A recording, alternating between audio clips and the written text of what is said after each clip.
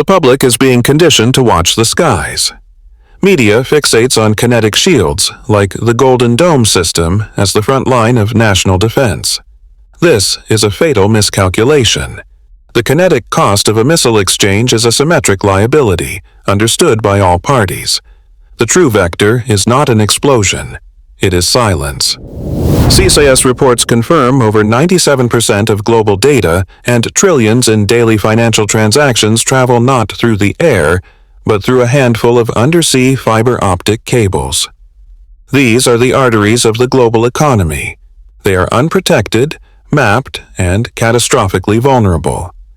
The cost to sever an economic artery is a fraction of the cost to launch a missile, and the effect is systemic.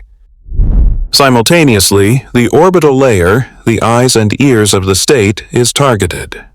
RUSI analysts have documented the proliferation of ground-based laser systems capable of dazzling or permanently blinding imaging and communication satellites. This is not science fiction. It is deployed doctrine. An adversary does not need to destroy the satellite. It only needs to destroy the sensor. The objective is not to defeat the American military, but to create the blind Leviathan. A state possessing overwhelming kinetic power, but with its nervous system severed. No GPS, no high-frequency trading, no secure communications, no satellite imagery. It has the muscle of a superpower, but the sensory input of a failed state. This is the terminal phase of the asymmetric escalation protocol. A blind Leviathan, already buckling under a debt-fueled economy and a Fed solvency crisis, cannot absorb a first strike. It loses the ability to verify threats. As we see in warnings over Syria, the U.S. urges restraint because it lacks the financial endurance for symmetric conflict. Forced into a corner, the protocol for a blind and insolvent state is mathematical. Launch on warning. It must treat any signal loss not as a technical glitch, but as the prelude to an attack, forcing a disproportionate kinetic response to avoid an immediate economic collapse. The primary motive is not ideology. It is a solvency calculation. A state facing terminal economic decline will view kinetic action not as a last resort, but as a viable, alternative financial strategy. It externalizes the domestic crisis. We have the blueprint. Consider Russia. Analysis from security institutions like CSIS frames the war not as a simple land grab, but as a response to severe domestic liabilities. When faced with the high probability of an internal collapse driven by an unpopular regime, an external, kinetic event becomes the lesser of two evils. The war serves to consolidate power and delay a domestic financial reckoning. This is not a uniquely Russian protocol. It is a systemic feature of states operating within a debt-fueled economy. As analysts for MSN warn, the West is facing its own Fed crisis, creating a parallel liability vector. The U.S. national debt is no longer just an economic issue.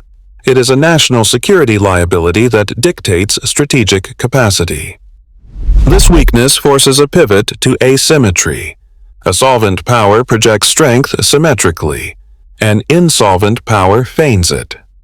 When U.S. Admiral Brad Cooper warns that an escalation in Syria could set the region on fire and urges maximum restraint, this is not a statement of authority. It is a signal of an inability to afford another symmetric conflict. The kinetic cost is too high. The response is a strategic withdrawal into a defensive shell. The deployment of assets like the Golden Dome missile shield, as reported by Fox News, is not an expansion of power. It is a fortification of assets because the capacity for offensive power projection has become financially untenable. This is a clear pivot from global policing to regional asset protection. This perceived weakness is the trigger. It invites challenges from actors who were previously deterred. Greenland's prime minister delivering a short and serious warning to a superpower is a data point. It confirms that the financial weakness is visible and is actively recalibrating global power dynamics. When a state cannot afford to fight, It must find another way to win. That is the core of the asymmetric escalation protocol. The core of the asymmetric protocol is not ideology. It is arbitrage. According to analysis from institutions like the Royal United Services Institute, RUSE, the cost-exchange ratio in modern conflict is terminally broken. A state-of-the-art main battle tank represents a $5 to $10 million capital asset. The FPV drone that achieves a kinetic kill against it costs $500. This is not a sustainable economic model for a global power projection posture. This inversion of kinetic cost is known as the democratization of violence. The barrier to entry for projecting lethal force has collapsed. A non-state actor or a developing nation can now neutralize a capital-intensive military asset for less than the cost of a domestic flight. The U.S. is deploying multi-billion-dollar carrier groups and high-cost defensive systems like the Golden Dome into arenas where the primary threat is a swarm of low-cost, expendable attack vectors. This creates a solvency crisis on the battlefield. Every engagement, even a tactical victory, results in a strategic economic loss. For a nation running on a debt-fueled economy, this burn rate is a terminal liability. The financial architecture cannot sustain a conflict where $1 million interceptor is used to destroy a $1,000 threat. This forces a strategic recalculation. When a superpower cannot afford to fight symmetrically, it is mathematically incentivized to escalate asymmetrically. The warnings of escalation in Syria are not about regional stability. They are admissions of an unsustainable cost exchange. The choice becomes binary. Cede strategic ground and expose weakness, or deploy a disproportionate deterrent, a launch-on warning posture to feign strength you can no longer afford to project. This is the blueprint for miscalculation. The map you are shown is a lie. The nation-state is a legacy concept. We are operating in a world of gray zones. These are not geographical regions, but financial battlefields, proxy laboratories where the consequences of a debt-fueled economy are stress-tested. Reports from authorities like Alex Brummer detail the scale of the Fed crisis, but they miss the strategic translation. Sovereign insolvency is not an economic event. It is a kinetic accelerant. These zones are where the kinetic cost of that debt will be paid first. Observe the probes. When Greenland's Prime Minister issues a short and serious warning to the United States, it is not diplomacy. It is a solvency test. When U.S. Admiral Brad Cooper warns that escalation in Syria could set the region on fire, he is validating the protocol. Smaller actors are no longer deterred by America's conventional power because they are calculating its financial endurance. They are probing the perimeter, measuring response times, and assessing the political will of a state whose core liability is its own treasury. The response is not symmetric. It cannot be. A state facing a solvency crisis lacks the liquidity for prolonged conventional conflict. Instead, it must deploy disproportionate high-stakes deterrents to feign strength. The planned testing of the Golden Dome missile shield in a key American territory is the blueprint. This is not defense. It is a financial signal. It is a launch-on warning posture translated into strategic hardware designed to make the kinetic cost of challenging the U.S. appear prohibitively high, regardless of the actual balance sheet. These gray zones, Syria, the Arctic, designated U.S. territories, are where the asymmetric escalation protocol is staged. They are where a financially cornered state is forced to choose between ceding systemic influence or deploying overwhelming kinetic force. The math is irrefutable. As the debt ceiling becomes a national security ceiling, the probability of miscalculation does not increase. It becomes a mathematical certainty. The flashpoint will not be a random act. It will be a rational choice made by a system that prefers the risk of kinetic escalation over the certainty of economic collapse.